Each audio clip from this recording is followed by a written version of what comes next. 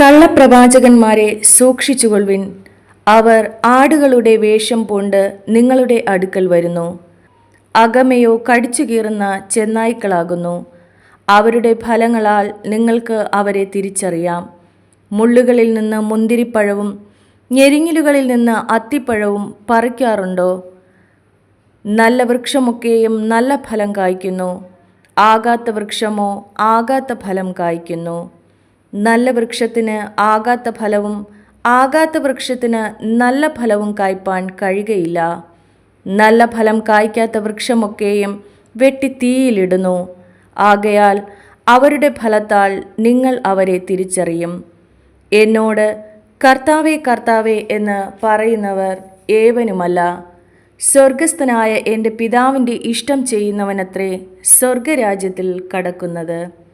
കർത്താവേ, കർത്താവേ, നിന്റെ നാമത്തിൽ ഞങ്ങൾ പ്രവചിക്കുകയും നിന്റെ നാമത്തിൽ ഭൂതങ്ങളെ പുറത്താക്കുകയും നിന്റെ നാമത്തിൽ വളരെ വീര്യപ്രവൃത്തികൾ പ്രവർത്തിക്കുകയും ചെയ്തില്ലയോ എന്ന് പലരും ആ നാളിൽ എന്നോട് പറയും.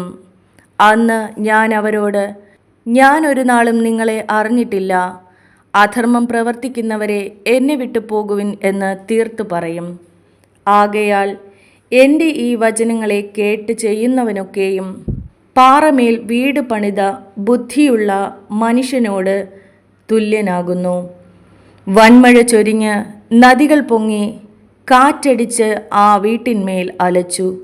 അത് പാറമേൽ അടിസ്ഥാനമുള്ളതാകയാൽ വീണില്ല.